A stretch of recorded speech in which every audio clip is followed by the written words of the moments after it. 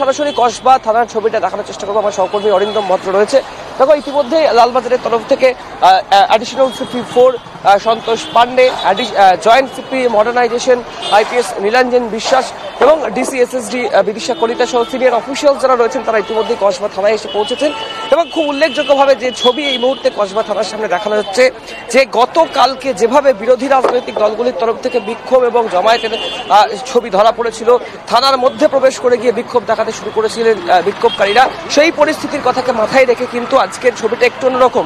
ইতিমধ্যে কসবা থানার সামনে থেকে তোমাকে দেখানোর চেষ্টা করবো, এই যে ব্যারিকেড রয়েছে, ট্রাফিক ব্যারিকেড যেগুলি থাকে পুলিশের, সেই ব্যারিকেড যেমন একদিকে লাগানো রয়েছে, একই সাথে ডেকোরেটরের তরফ থেকে বাঁশ এবং দড়ি নিয়ে এসে এই গোটা থানার সামনের যে অংশটা, সে অংশটিকে ব্যারিকেড করে দেওয়া হচ্ছে, অর্থাৎ দুর্গে পরিণত করা হচ্ছে। এবং সরাসরি ভিতরের ছবিটা অরিন্দমকে দেখাতে বলবো। প্রচুর ফোর্স কিন্তু এই মুহূর্তে মোতায়েন রয়েছে। সাদা পোশাকের পুলিশ যেমন একদিকে রয়েছেন, যে সমস্ত সাব ডিভিশনাল ফোর্স যারা রয়েছেন তারা রয়েছেন, এবং একই সাথে কমব্যাট ফোর্সকেও কিন্তু প্রস্তুত রাখা হয়েছে, যাতে কোনো রকম বিশৃঙ্খলাকর পরিস্থিতি গতকাল যা ঘটেছে কসবা থানার সামনে, সেই পরিস্থিতি যেন সৃষ্টি না হয়। এবার আমরা আসবো তদন্তের কথায়। দেখো, ইতিমধ্যেই পুলিশের তরফ থেকে তদন্ত শুরু হয়েছে। ফরেন্সিক এক্সপার্ট যারা ছিলেন তারা গতকালকে যে প্লেস অফ অকারেন্স অর্থাৎ কসবা ল কলেজ, সেখানে তারা গিয়েছিলেন এবং সেখান থেকে তথ্য প্রমাণাদি নমুনা তারা সংগ্রহ করেছেন এবং সেগুলিকে ফরেন্সিক পরীক্ষার জন্য পাঠানো হয়েছে।